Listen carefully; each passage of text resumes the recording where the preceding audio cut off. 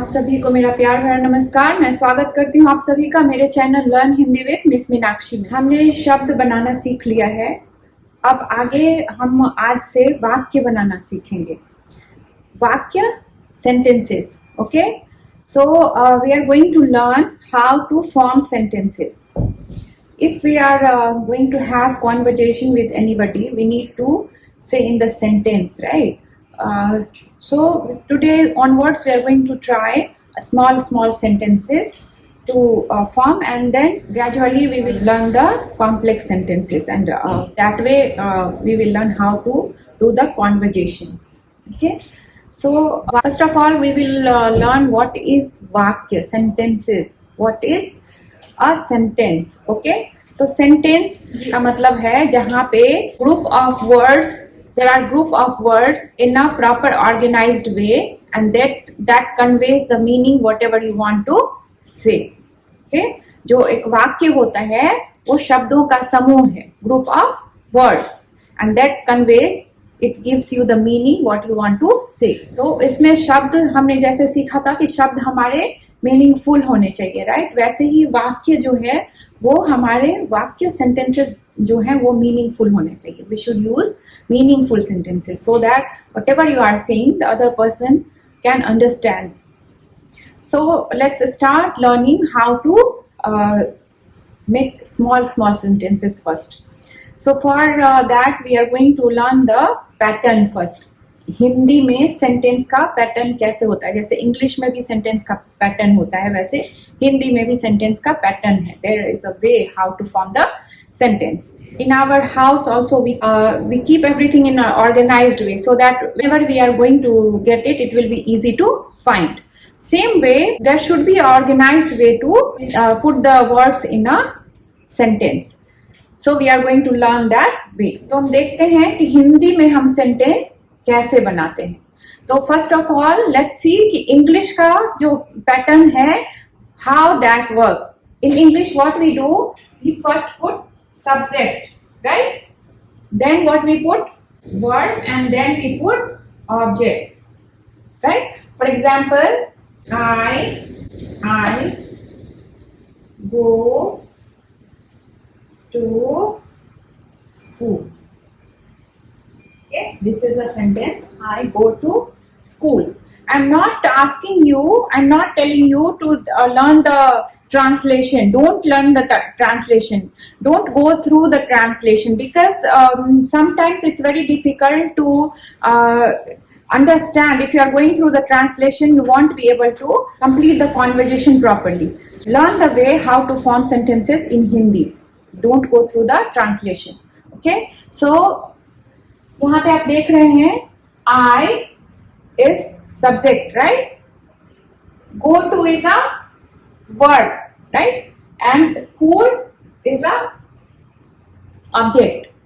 तो इंग्लिश में सब्जेक्ट के बाद वर्ब आता है, उसके बाद हम ऑब्जेक्ट को यूज करते हैं.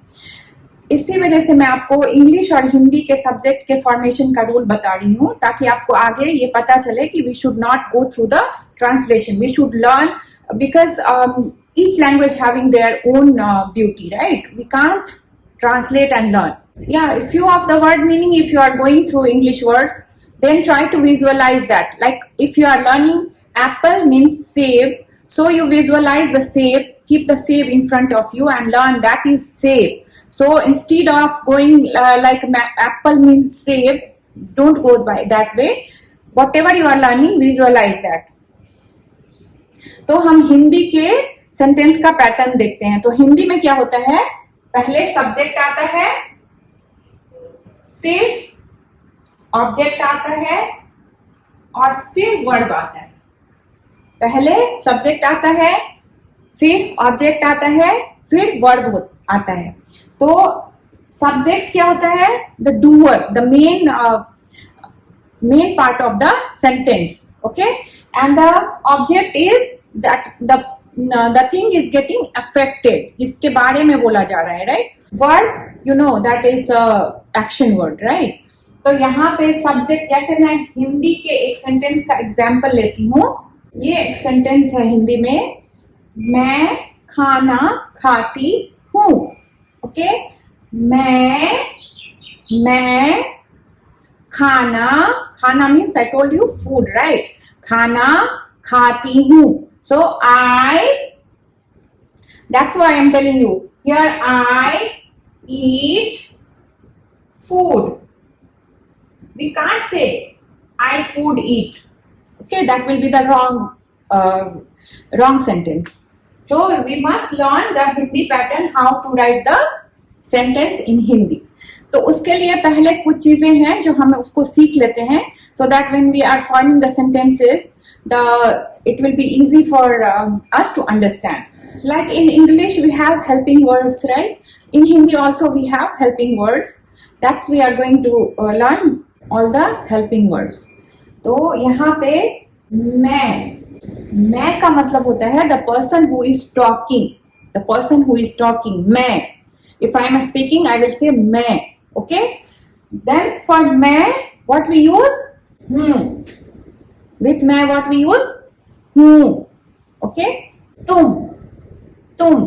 The person whom you are talking to.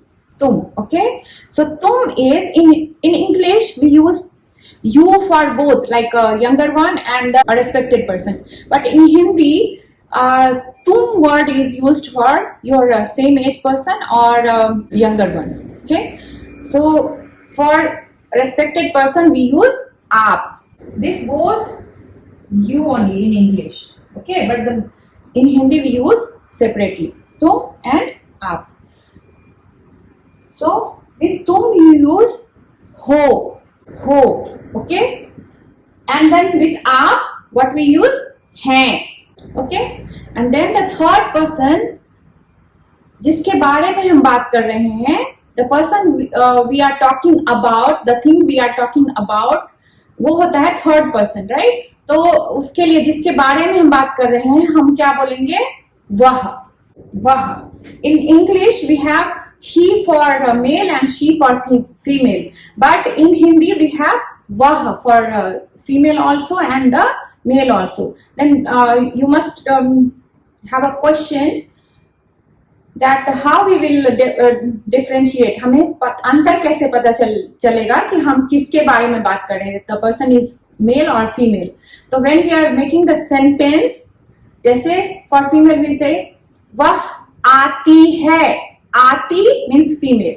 वह आता है again male. Okay? So with what we are going to use? है. Okay? मैं is singular form, right? If we are talking about ourselves, means if I am talking about myself only, I will use I, right? मैं अगर सिर्फ एक आदमी में अपनी बात कर रही हूँ तो मैं क्या बोलूंगी? मैं. Okay, right? But if we are talking about ourselves, what we will say? हम. मैं का प्लूरल फॉर्म क्या होगा? हम. और हम के साथ क्या यूज होगा? हैं. प्लूरल फॉर्म जो होता है का प्लूरल फॉर्म क्या होता है? हैं. तो हम क्या यूज करेंगे? हैं. मैं बारी से सबके एग्जांपल्स दिखा करके आपको क्लियर करूंगी कि how we are going to use these helping verbs. Okay? So तुम का तुम ही होता है, या तो हम तुम लोग बोल सकते हैं या तुम बोल सकते हैं. ओके? तुम लोग बोलेंगे. हम से हम लोग भी बोल सकते हैं. तुम से तुम लोग. ओके? आप से आप लोग. यहाँ पे हेल्पिंग वर्ड चेंज नहीं होगा. तुम लोग के साथ हो ही यूज होगा और आप लोग के साथ भी है यूज होगा. जैसे आपके साथ है यूज होता है वैसे ही आप लोग के साथ है यूज होता है. मैंने पहले भी बताया है कि when we are using for the respected person we use the plural form. Okay? वह के साथ है यूज हो रहा है तो वह का जो प्लूरल फॉर्म होगा वो है वे. तो वे के साथ हम यूज करेंगे अगेन हैं. अब बारी से हम सारे के एक एग्जाम्पल लेकर देखते हैं. मैं, तुम, आप, वह, हम, तुम लोग, आप लोग, वे, सबके एक एग्जाम्पल लेकर देखते हैं so that it will be clear to you how to use. Okay? So first I'm going to use with मैं. पहला जो सेंटेंस है, the first sentence I'm going to use with मैं. तो मैं के साथ क्या यूज होता है? हूँ. तो क्या होगा? मैं जाती हूँ। Any word you can use. मैं जाती हूँ, मैं खाती हूँ, मैं सोती हूँ, मैं पढ़ती हूँ, कुछ भी आप यूज कर सकते हैं, कोई भी वर्ड आप यूज कर सकते हैं। मैं यहाँ पे एक एग्जाम्पल दे रही हूँ। तो जाती का मतलब क्या होता है? गो। तो आपको समझ में आ गया होगा यहाँ पे आई गो, राइट। अब अगर मैं के बदले हम लेंगे यहाँ पे, तो क्या हो जाएगा? हम के साथ हम क्या यूज करते हैं? हैं, राइट। तो हम जाते हैं। Don't forget to put the full stop. Hindi में फुल स्टॉप को पूर्ण विराम बोलते हैं। क्या बोलते हैं? पूर्ण विराम। We say the full stop in Hindi, पूर्ण विराम. I will cover one topic about the punctuations. So let's move on. दूसरा है हमारा एक सेंटेंस है। Now we are going to use तुम, right? तुम कौन हो? कौन means who. तुम कौन हो? तो who are you?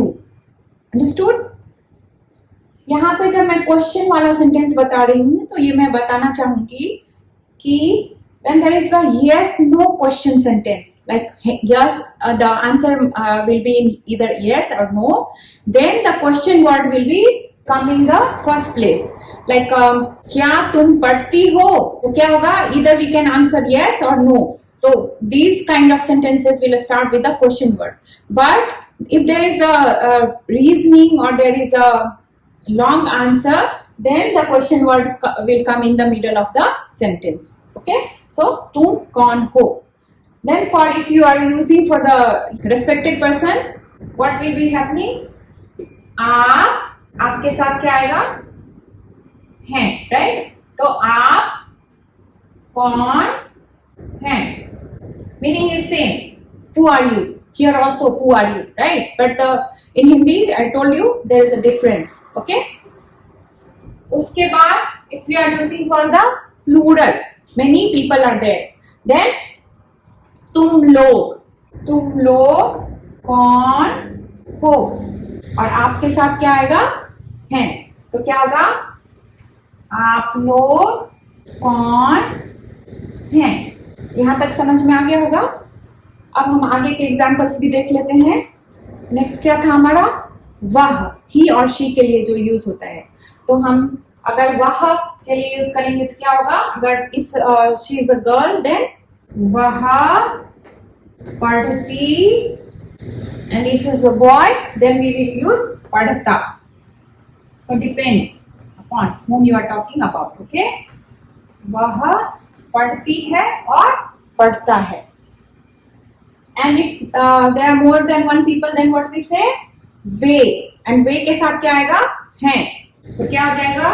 वे पढ़ते हैं। वह पढ़ती है, वह पढ़ता है, वे पढ़ते हैं। तो पढ़ने का मतलब होता है रीडिंग और स्टडी, बोथ सेंस में वी कैन यूज।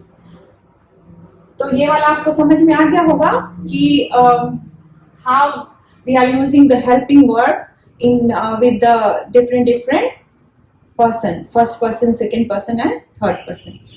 आज हमने सिर्फ प्रेजेंट टेंस के बारे में बात किया है। ये है, हूँ, हो, हैं, these are present tense.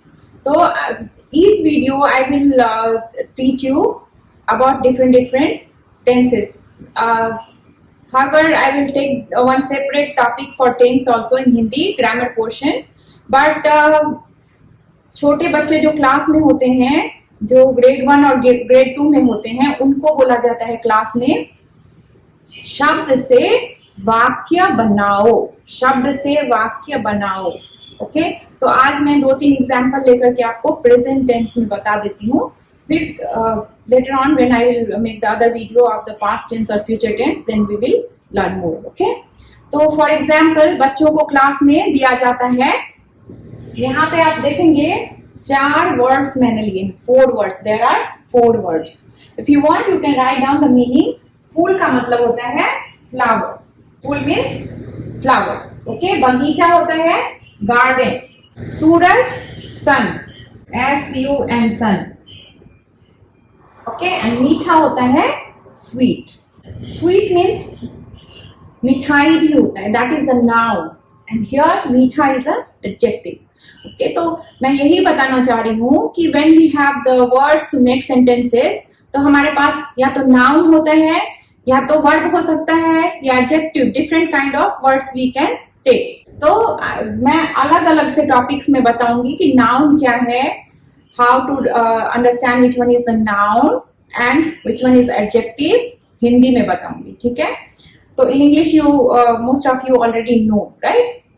तो फूल से अगर हम एक सेंटेंस बनाएंगे, सिंपल सेंटेंस, अगर ग्रेड 1 और 2 के बच्चों को बोला जाएगा, तो I always ask them to use very very simple sentences so that it will be easy for you to write and understand and you can make by yourself. Okay, so फूल के बारे में हम जब बात करते हैं, when we think about the flower, हमारे mind में क्या आता है? या तो उसके रंग आते हैं, colors of the flower, या फिर बहुत सुंदर दिखता है, it's very beautiful, right?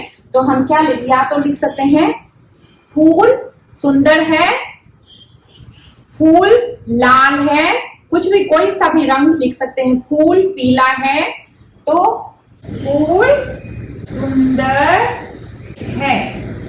जो भी वर्ड हम लेते हैं सेंटेंस बनाने के लिए, वो जब हम सेंटेंस बना रहे होते हैं तो उस वर्ड को यूज करना होता है, और it should be the important thing in that sentence. Okay, so here we are talking about the flower, right. Next sentence is बगीचा, गार्डन। अगर हम गार्डन को थिंक करेंगे माइंड में, तो हमें क्या दिखेगा? Garden, greeneries will be there, right? The garden can be bigger or smaller. तो हम लिख सकते हैं, या आप ये भी बोल सकते हैं कि आपके घर में घर के पास गार्डन है, राइट? तो कुछ भी लिख सकते हैं। तो इजीएस्ट विल बी बगीचा बहुत बड़ा है, the garden is very big. Okay, third one is सूरज। तो आप जब भी सेंटेंस बना रहे होंगे, तो आप जिस शब्द का सेंटेंस बना रहे हैं, the word you are using, उसको अपने माइंड में थिंक करना है। You should think that thing in your mind, and you whatever you feel, you make the sentence and write it over there. तो सूरज, सूरज, it's very hot, right? So we can write सूरज गर्म है, और you can write Suraj Lal है, सूरज चमकता है। Any word, whatever you feel is easy for you. Okay, and then the last one is मीठा is an adjective. Okay, तो आप यहाँ पे सारे हमने जो यूज किए हैं, फूल, बगीचा, सूरज, ये सारे नाउन थे। तो हमने नाउन को सेंटेंस के फर्स्ट प्लेस में डाला है, राइट। बट यहाँ पे एडजेक्टिव है, मीठा एडजेक्टिव है, तो इसको हम डिफरेंट तरीके से यूज करेंगे, इसको नाउन की तरह यूज नहीं करेंगे। ओके, तो हम क्या लिखेंगे? मीठा। अगर आप मीठा दिमाग में सोचेंगे तो चॉकलेट, राइट, शरबत यानी कि जूस, तो कुछ भी आप लिख सकते हैं जो आपको पसंद है। तो लिखेंगे शरबत मीठा है। तो आपको ये समझ में आ गया होगा कि छोटे छोटे वर्ड्स को हम सेंटेंसेस में, छोटे छोटे सेंटेंसेस में कैसे बना सकते हैं। For beginners I want to suggest that whatever you can see around you, those words you use and try to make sentences. Don't hesitate to make the wrong sentences. It's okay. When we are learning, it's okay to do mistakes. जब हम कोशिश करेंगे, if we are trying, that means we will be successful one day. Okay, if you are not going to try, it's guaranteed that you won't be successful. But if you are trying, it is guaranteed that you are going to be successful. So keep trying. Especially for language, it's always you can be master with the practice. आप जितनी practice करोगे उतना ही अच्छा बोल पाओगे, उतना ही अच्छा लिख पाओगे। तो मैं छोटे बच्चों को भी और बिगनर्स को भी ये सलाह देना चाहूंगी, सजेस्ट करना चाहूंगी कि अभी हमने लिखना और पढ़ना थोड़ा थोड़ा सीख लिया है, राइट। छोटे छोटे सेंटेंसेस हम समझ सकते हैं और लिख सकते हैं। तो जो छोटे छोटे ग्रेड 1, 2 या किंडरगार्टन के जो बुक्स होते हैं हिंदी के, या इंटरनेट पे भी you can find online also, there are small small stories. तो आप उसको पढ़ के समझने की कोशिश कीजिए. हो सकता है कि there are some words you won't understand, but it's okay. Write down those words and you can find the meaning. That way your vocabulary will also improve and you will find interesting. The language will be more interesting for you because you can understand now. The story, whatever you are reading, you can understand.